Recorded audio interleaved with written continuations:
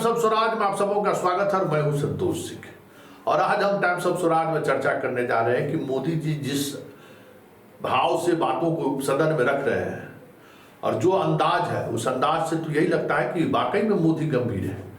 लेकिन अगर जमीनी हकीकत अगर देखिए, एक बात हम प्रश्न पत्र लीक मामले की कर रहे हैं तो सब कुछ लीपापोती की तरफ बढ़ रहे हैं।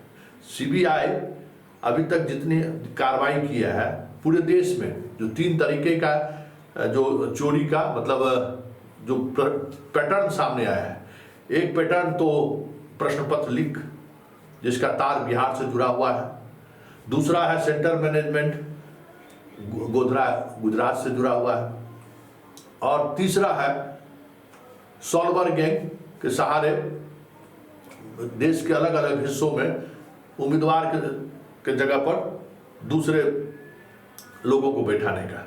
तो तीनों ऑपरेशन पूरे देश में चला है, मतलब माफियाओं का। और उसमें जो सीबीआई की कार्रवाई अभी तक हुई है वो कार्रवाई वही है जो बिहार पुलिस जहां छोड़ा था वहीं पे आकर सीबीआई भी रुकी हुई है। वैसे कल जो है सो एक गिरफ्तारी उन्होंने धनबाद से उन्होंने किया है। अब वो कह रहा है कि जो जिसकी गिरफ्तारी हुई वही मास्टरमाइंड है, मुखिया कुछ भी नहीं है। वैसे देखिए अभी बहुत कुछ सामने आना बाकी है, लेकिन सबसे बड़ी बात यह है कि अभी तक जो चीजें सामने आनी चाहिए थी और जिस स्तर पर आनी चाहिए थी, बड़ी मछलियों पर जिस तरीके से कार्रवाई होनी चाहिए थी, वो कार्रवाई अभी भी नहीं हो रही है। क्योंकि हर जांच एक जगह जाके ठहर सा जा रहा है, चाहे वो सेंटर मैनेजमेंट का जांच हो, सेंटर पे जो चीजें हुई हैं। अब पूरे देश का बच्चा गुधरा के उसी सेंटर पे कैसे पहुंच गया? बिहार का भी 7 को बच्चा वहां पर है, कैसे पहुंच गया? सॉल्वर गैंग वाले की बात करिए तो अब जयपुर, जोधपुर एम्स में पढ़ने वाला स्टूडेंट बिहार के मुजफ्फरपुर में आकर परीक्षा दे रहा है, मोतिहारी में परीक्षा दे रहा है, अलग अलग देश के गुड़गांव में परीक्षा दे रहा है। मतलब अगर मान लीजिए पूरे देश स्तर के मेडिकल के स्टूडेंट अगर सॉल्वर गैंग के साथ आ रहा है तो ये भी तो एक बड़ा नेटवर्क है। वो नेटवर्क भी एक जगह जाके ठहर सा जा रहा है। वो आगे की कड़ी सीबीआई भी जोड़ने में अभी तक सफल नहीं हुई है। मतलब ये है कि इस पूरे खेल में जो किंग पिन है या जिसके पोर्टिनोज में, जिसके संरक्षण में ये खेल सब हुआ है, वहां सीबीआई पहुंचना चाह नहीं रही है या फिर सीबीआई पहुंच नहीं पा रही है। ज्यादा चांस यही है कि वहां पहुंचना नहीं जा रही है, क्योंकि जिन बड़ी मछलियों की चर्चा बार बार हो रही है, भले ही सदन में जो कह दे प्रधानमंत्री, लेकिन संदेह के घेरे में तो पूरा सिस्टम है। एक ऐसा व्यक्ति जो पिछले 30 वर्षों से आयोग का खेला कर रहा है, तो उस पर और उनकी योग्यता क्या है?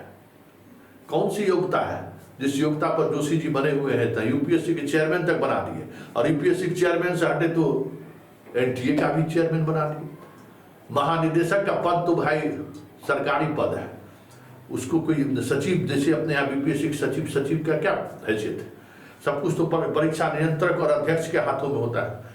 तो आप महानिदेशक को हटाकर धूल झोंकने का काम कर रहे हैं।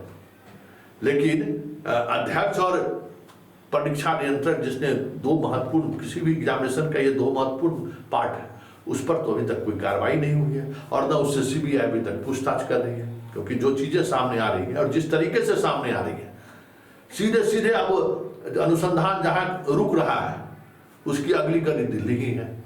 और जब तक दिल्ली पर दबिश नहीं बनाई जाएगी मोदी जी, तब तक ये चीजें सामने नहीं आएगी। तो जरा सुनिए मोदी जी सदन में किस तरीके से हुंकार मारे हैं, और तो ऐसा लग रहा है कि वाकई में गंभीर है।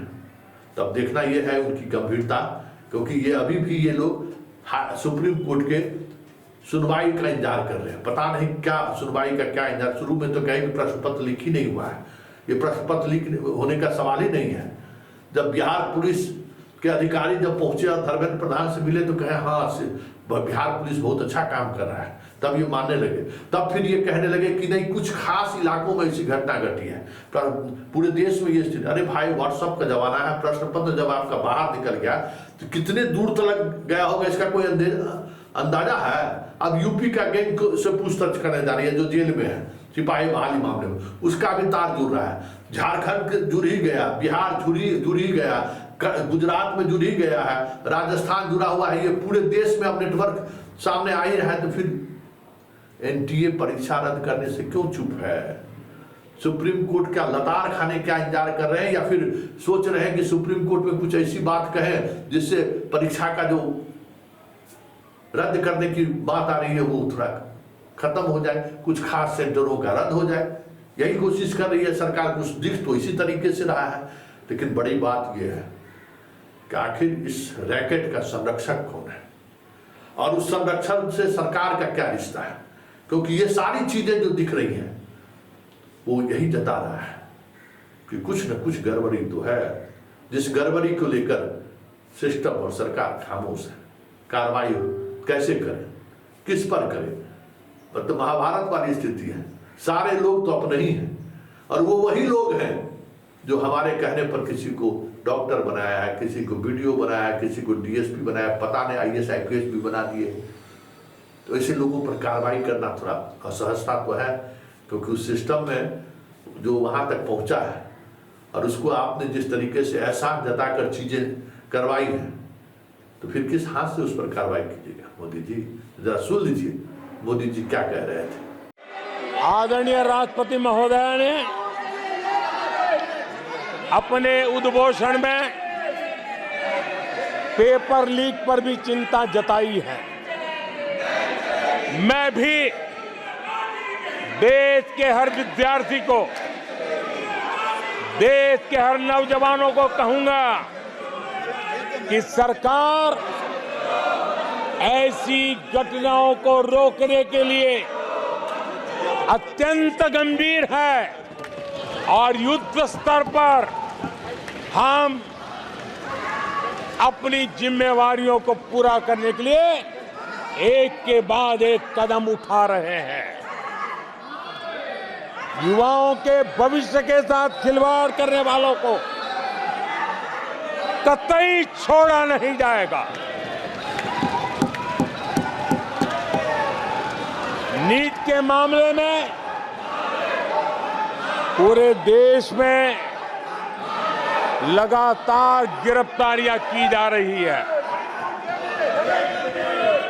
केंद्र सरकार पहले ही एक कड़ा कानून बना चुकी है।